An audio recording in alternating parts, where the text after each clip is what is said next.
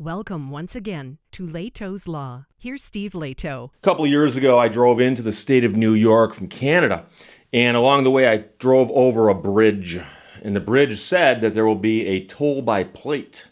And after I got back, I got a bill in the mail, and I joked about it in a video because the amount of money they wanted me to pay for crossing that bridge twice, once out and once back, seemed to be rather small compared to the administrative costs of putting together the billing package they sent me. And I did pay the bill, however. I did. And I at the time joked a little bit about it, wondering how efficient that was. But people pointed out that the alternatives would be, well, I don't know, do you want to stop and pay a toll at a booth and kill an hour that way, each way? Of course, if you're in town and you do this drive every single day, it makes more sense. So you are kind of an outlier where you got the one bill for 2 trips and that was it for an entire year. Haven't been back since. So the question, of course, becomes, what happens to people who don't pay those bills? Because I paid mine. I remember joking about it, but I paid it. Well, we'll eventually get you, the MTA says, as they've nabbed now toll evaders with fines totaling over $400,000 in a record-breaking crackdown at the Verrazano Bridge. So $400,000 in record-breaking unpaid fines, and what they were doing is they were seizing the cars of people crossing that bridge who had, shall we say, outstanding tolls in every meaning of that word. Eric Bascom wrote this for the SI Advance. If your car was impounded for unpaid tolls at the Verrazano Narrows Bridge on Wednesday, you can officially say that you contributed to a record-breaking performance. Congratulations. Oh, the MTA set a new agency record, interdicting and impounding 17 vehicles at the Verrazano Narrows Bridge for unpaid tolls and fines totaling over $400,000, the most vehicles ever impounded in a single day at an MTA crossing. So if your car gets impounded, that's bad. If it gets interdicted and impounded, I guess that's worse.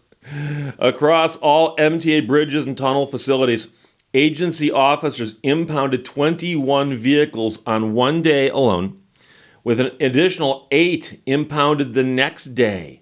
And that was during the morning commute. So some people driving to work, and they didn't make it on time because their car got interdicted and impounded. Total number of vehicles seized within a 24-hour window is 29. And the toll evading drivers owed more than $500,000 total of all of the people at all of those interdictions. These are the persistent toll violators. They're people who get a bill, we know who they are, and they just don't pay it. That's the president of the MTA Bridges and Tunnels. He says they get a bill with a fee assessed, they get a notification that their registration is going to be suspended, they get on a list for us, and then our officers are out there with license plate readers, and this is what happens when you don't pay your tolls. The biggest offender that they grabbed on Wednesday owed $50,000, approximately $50,000 unpaid tolls and associated fees. Now, some of those are late fees and all that stuff, but still $50,000. So some people clearly don't plan on paying. They're just going to live their lives and not pay those pesky tolls. Here, the guy said the record-breaking performance highlights the emphasis that the agency has placed on ramping up enforcement and recovering toll revenue over the past year. Recouping unpaid tolls is critical for the MTA, with the agency facing severe financial challenges due to continued low mass transit ridership since the start of the COVID problems. Last year, the MTA suspended the registrations of roughly 15,000 vehicles for unpaid tolls, and they impounded about 1,800, recovering approximately $21 million in tolls and fees owed, all of which represented single-year records for the agency. So presumably, they pull you over, they go, you've got a stack of unpaid tolls. You say, oh, I'm sorry, I didn't know. Or, I was going to get to that. They say, that's fine, step out of the car, please. You step out, and they take your car and they impound it. You want your car back? Guess what you gotta do. And by the way, on top of the unpaid tolls, fees, and assessments and all that, you're probably now also going to pay for storage and the impound cost of your car. Now, I understand if you already owe $50,000 in unpaid tolls, the impound fee won't be that bad, but it does, as they say, add insult to injury. This really isn't even about enforcing, it's about recovering the revenue that's owed to us. Pay your tolls. By the time you become a persistent toll violator and one of our fine officers is out there and interdicts you and stops you and takes your vehicle from you because you have a suspended registration, you've really tried, you've really gone above and beyond to not pay those tolls. And that's the Vice President and Chief of Operations for MTA speaking. So he's saying, look, it takes effort to get this many unpaid tolls to the point where we're actually taking your car. We give you ample opportunity. You have many, many weeks, even months, to reconcile the debt that you owe us, he added. MTA's bridge and tunnel officers use a combination of technology and keen observational skills to identify and intercept toll evaders as they attempt to cross the bridge. Drivers who repeatedly fail to pay their tolls and associated fines, despite repeated warnings, have their vehicle registration suspended, allowing officers to quickly identify such vehicles when they make their way over the bridge. When vehicles with suspended registrations for unpaid tolls pass under the cashless tolling gantries, officers receive an alert immediately and can move to interdict the vehicle. So here's the thing. If you are going to go out into society and break the law, I'm talking about just in general terms here, you don't want to keep breaking the law in the same place over and over and over again, because eventually somebody goes, oh, there's a pattern here. The law keeps getting broken right here. Let's just go there and wait for the person to do it again. And that's the problem with the bridge tolls. If you're not paying bridge tolls on a bridge that you travel regularly, sooner or later they're going to go, oh, this person crosses that bridge. We'll get them next time they cross the bridge. And that's what happens. They might not single you out specifically that way, but they do single out the people with the expired registrations or the canceled registrations, suspended registrations. Kind of go with whatever word sounds best there.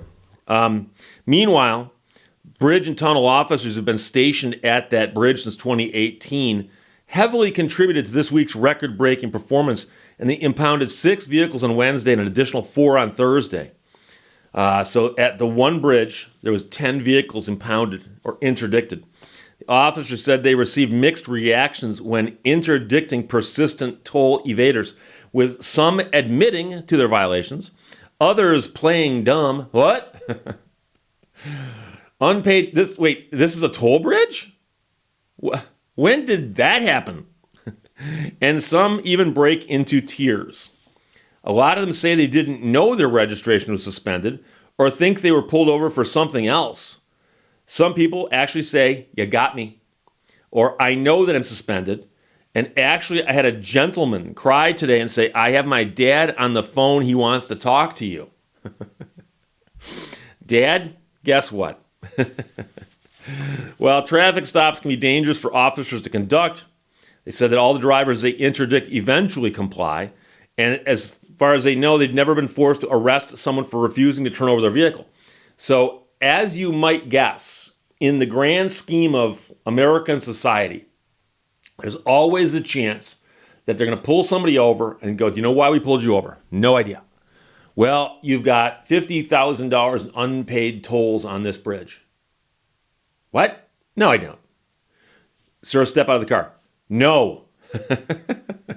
You can find on the internet video of people having their windows broken out of their cars for refusing to get out of the car when asked by a law enforcement officer.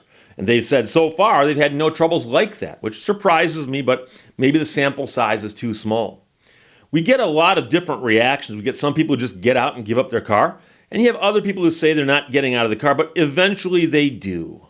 I understand they're losing their baby. Their car's like their baby, but eventually they get out, and we haven't had any incidents where we need to arrest anybody or pull them out of their car. So they've not had to resort to force. There's no broken windows just yet. Meanwhile, they left Staten Islanders with these words of warning: pay your tolls or we'll take your car. If it's not today or tomorrow, eventually we'll get you. And so that's one of those things where you wonder what percentage of the cars going over the bridge have those unpaid tolls where they actually should be pulled over and have their cars interdicted. I'd be curious about that. I've mentioned before that Michigan has very, very few toll roads. But technically speaking, if you look at I-75 in a mapping software program, it'll tell you contains some tolls. And what they're referring to there is the Mackinac Bridge. So between the Lower Peninsula and the Upper Peninsula of Michigan is a bridge that is 5 miles long. 5 miles long. At the north end of the bridge in St. Ignace, there is a row of toll booths. And you stop and you pay a few bucks for crossing the bridge. And so I cross that bridge several times each summer, quite often, many times a summer. And one thing I can tell you is a few years back, they added this thing called a Mac Pass. So that as you approach the tolls from the south, for instance, there's 8 booths that you can pull up to, but 1 or 2 will be lit up and it'll say Mac Pass. And you get the little transponder, you put it on your window, and as soon as you can get past the other traffic, you can just pull up and zoom through and it takes some money off your account.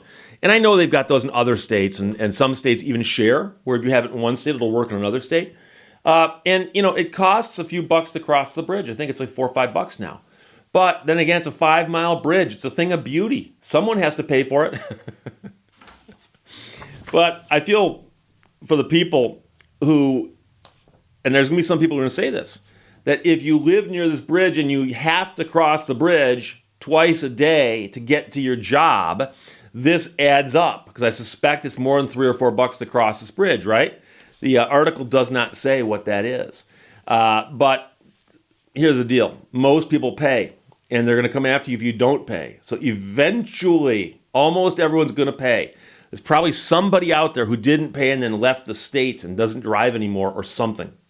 But from the siadvance.com, and several people sent this to me, Eric Bascom wrote it, eventually we'll get you. MTA nabs toll evaders the fines totaling $400,000 in record-breaking crackdown at Verrazano. And one of those people, just one of them, had racked up $50,000 in unpaid tolls. Questions or comments, put them below. Let's talk to you later. Bye-bye. Thank you for watching Lehto's Law. There's a great power in words. If you don't hitch too many of them together,